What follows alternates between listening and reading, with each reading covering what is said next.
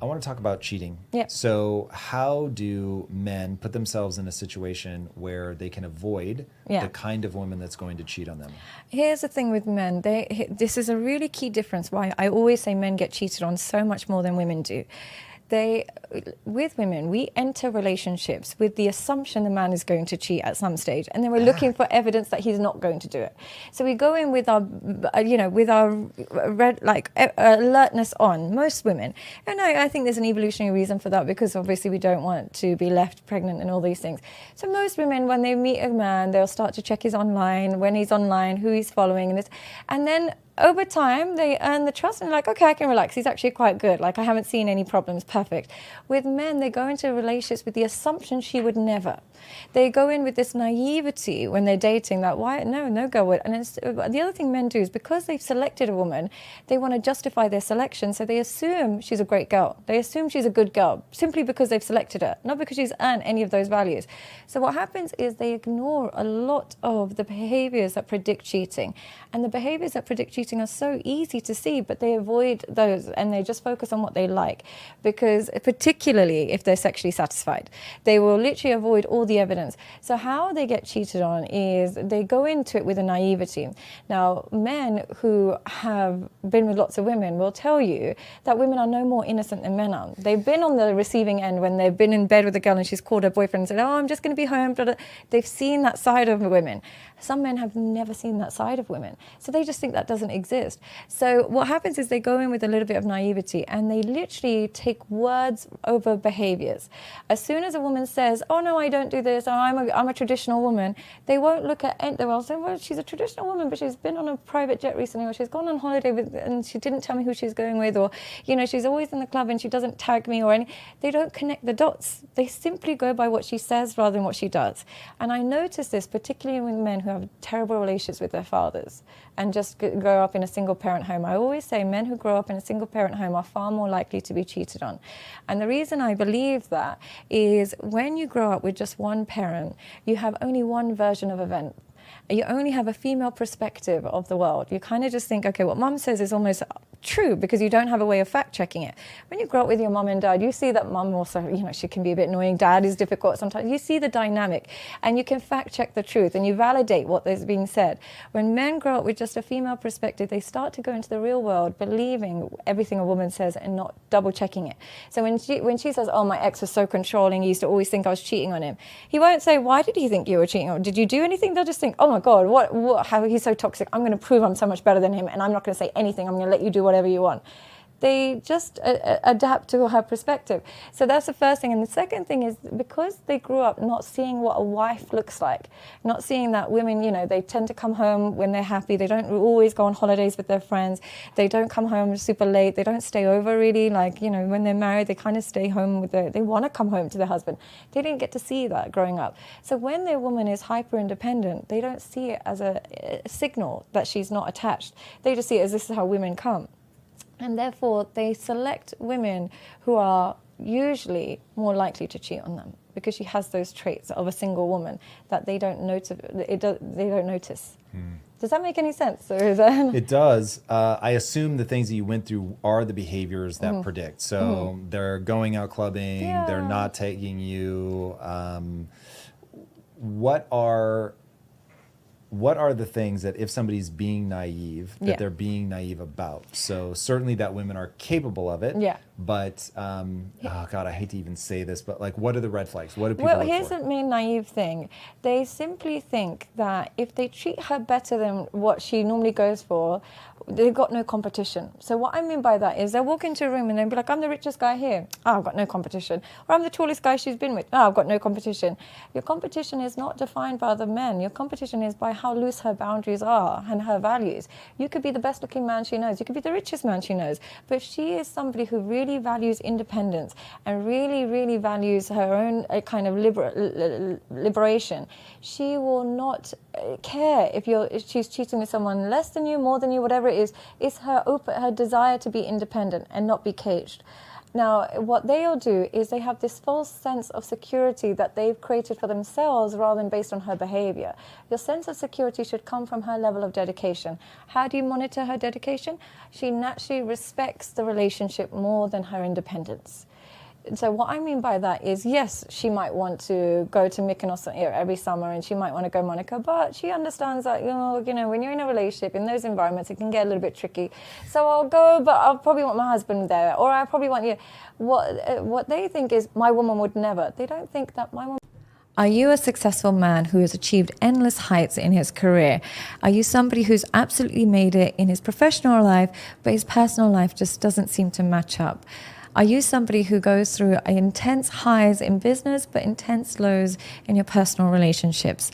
You might be somebody who has been blocking out relationships or entering relationships where you don't feel appreciated or it's lacking the sexual or emotional intimacy that you require. If this sounds like you, then I have a program specifically catered to your needs. I've been helping high-end clients for a really long time, and I'm able to identify the exact problems, the exact causes, and the exact solutions. So if this sounds like you, then please feel free to register below your details. Being naive about. So certainly that women are capable of it. Yeah. But, oh God, I hate to even say this, but like, what are the red flags? What do people look here's for? the main naive thing. They simply think that if they treat her better than what she normally goes for, they've got no competition. So what I mean by that is they'll walk into a room and they'll be like, I'm the richest guy here. Oh, I've got no competition. Or I'm the tallest guy she's been with. Oh, I've got no competition. Your competition is not defined by other men. Your competition is by how loose her boundaries are and her values. You could be the best looking man she knows. You could be the richest man she knows. But if she is somebody who really values independence and really, really values her own kind of liberation, she will not care if she's cheating with someone less than you, more than you, whatever it is. It's her desire to be independent and not be caged. Now, what they'll do is they have this false sense of security that they've created for themselves rather than based on her behavior.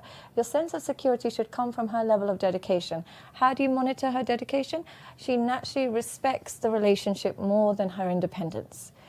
So what I mean by that is, yes, she might want to go to Mykonos every summer and she might want to go Monaco, but she understands that, when you're in a relationship, in those environments, it can get a little bit tricky. So I'll go, but I'll probably want my husband there, or I probably want you. What they think is, my woman would never. They don't think that my actual loyal women would rather not put themselves in those environments. They have this mentality that she wouldn't because I'm the best she has. But if you were truly the best she has, she wouldn't put herself in those environments. So look at her choices, look at what she chooses to do. And if she places herself in environments where alternatives are presented regularly, she does that, then she's probably not satisfied.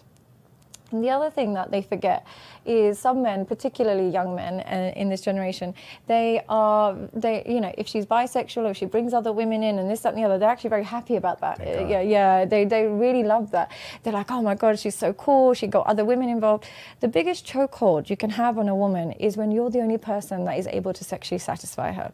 When you invite other people in, and man, woman, whatever it is, you're opening the door for her climaxing because of somebody else outside of you.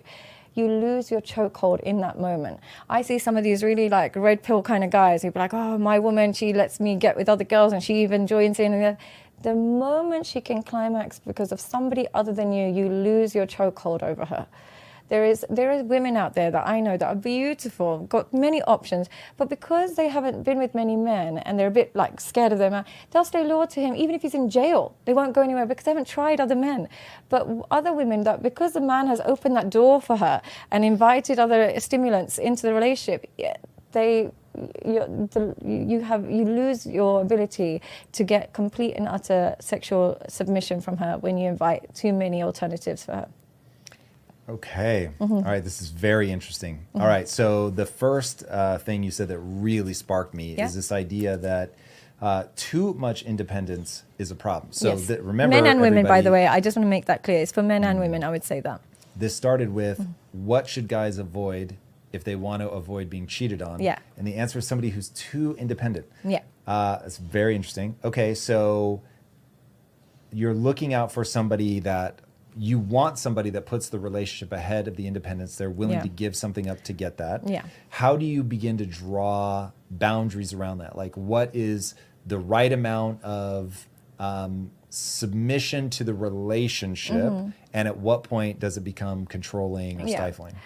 Reasonable requests are not controlling. And what I mean by reasonable requests is objectively we can agree, it's not about me, it's not about you. We can agree that this isn't good for the relationship. So objectively it might be the case that, let's say you're going to live abroad for a couple of years or a couple of months, whatever. It's probably not good for the relationship. We can objectively agree on that.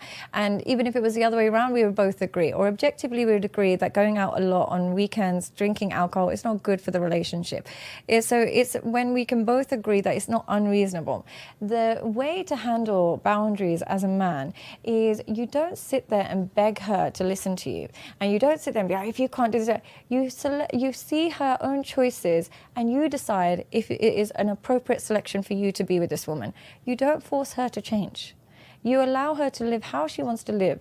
And then you let her know what you prefer. And give her time, but if she decides this is not how she wants to live, instead of being like, well, we got to do this, you got to listen to me, I'm the man, I'm this, you just say, okay, fair enough, I totally want you to live the life you want, but it's not compatible with the values and boundaries I have. Instead, what they do is they stay there, get really controlling, really aggressive, and be like, you need to listen to me, you need to. But in that moment, she learns you don't have a willingness to walk away. She learns that, and that is something you never want to teach, man or woman. You don't want to teach anybody that you have no willingness to walk away. Instead, what you want to teach them is the relationship means something to you. You want to protect this relationship through boundaries, and you want them to meet you in the middle with that. If they do that, fantastic. If they choose not to, the goal is not to be with you. The goal is to have a good relationship. If you don't want this, we're not going to have a good relationship, so no worries. I wish you the best. The toxicity comes from the inability to walk away. That's one of those that it's so simple, but it really is true. As you were talking, I was like, is there really anything other than leaning away from somebody when they do a behavior that you don't like, leaning in when they do a behavior that you do, and having a willingness to walk away? That's sort of the game. That's the only thing. And it works men and women.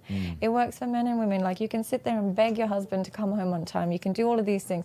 But the only thing that works is your willingness to walk away. Now, you might say, no, I walked away and they still didn't change. Then that person doesn't want you enough. That's a signal. Instead of begging that person to want you, accept their choices. If they don't want you enough and you still want to be with them, then let them live the life they want. But if you walked away and they didn't change, they don't want the relationship enough. So don't keep using that trick. Learn from that trick that it's not working. Hi guys, welcome back to my Patreon, where every single week you can tune in and get exclusive content. Not only that, but you can also message me anytime and receive a response within 20. But if you walked away and they didn't change, they don't want the relationship enough. So don't keep using that trick. Learn from that trick that it's not working, so therefore this person doesn't want it enough. Whereas if you pull away and they actually love and appreciate you more, they obviously want this relationship. They want it to work. Man, this is where self-esteem really becomes an important part of this equation. It's the number one thing. Honestly, you can have every ingredient, but without self-esteem, man or woman, no relationship can't flourish, sadly. It's such an important ingredient towards any relationship, because without self-esteem, there's no self-respect. And without self-respect, there's no mutual respect. So it's a really difficult one. So if you're struggling in relationships, you're not actually struggling in relationships, you're struggling in self-esteem. You don't know how to love or be loved correctly, and as a result, your relationships are destructive. What do you think has changed that makes it hard for women today to respect and fall for the average man? Men have worshipped sex in a way that they've never done before. And as a result, what before would make a man want to marry you would involve a woman having a lot of good qualities. Before, a woman would think, okay, I have to come from a good family, or maybe I should go to school, I should maybe educate, I should, really learn how to cook, I should do something with my life, I should sew, I should do something. This is our grandma's generation. They knew that you make too many mistakes, you're going to be left on the shelf.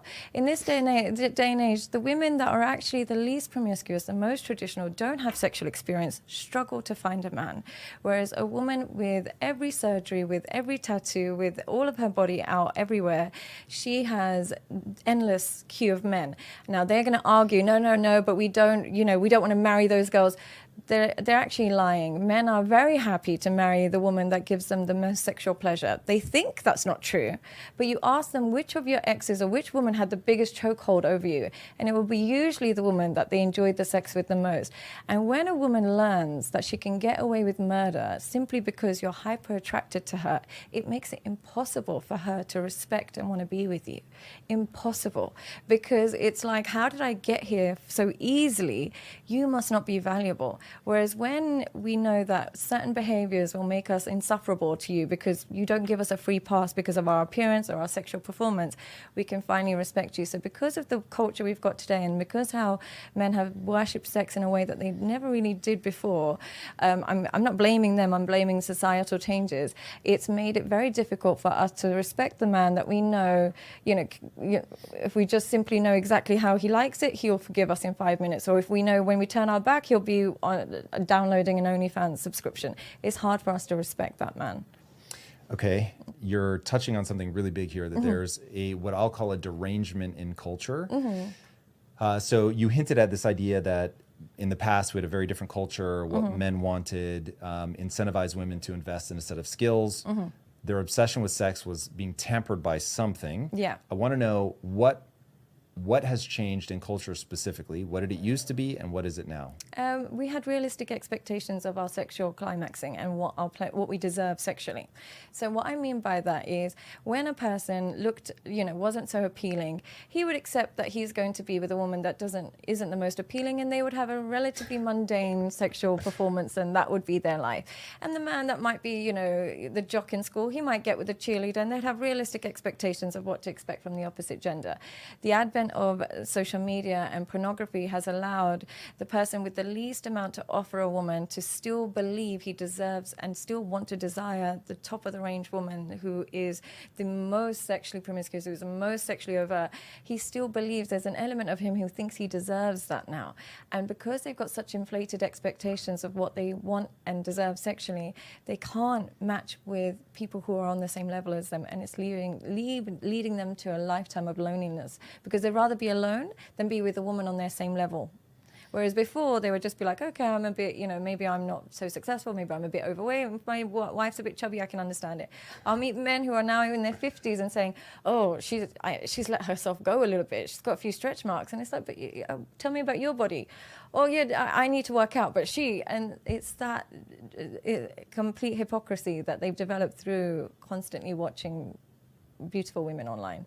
All right, is that the core cultural wound, that we no longer are being realistic about our own sexual market value? Yeah, I believe so. I think the inflated expectations from what we're watching and not being aware of what we bring to the table is one of the core issues, but also the liberation of sex, of how it's got no cap on it anymore. So just a normal, we would kind of just probably expected by the time our parents got into our 50s or 60s and stuff, they would have just a normal kind of sex life. In this day and age, there's still the endless desires, an insatiable cup when it comes to your sexual desires. And because they're constantly bombarded with different ideas,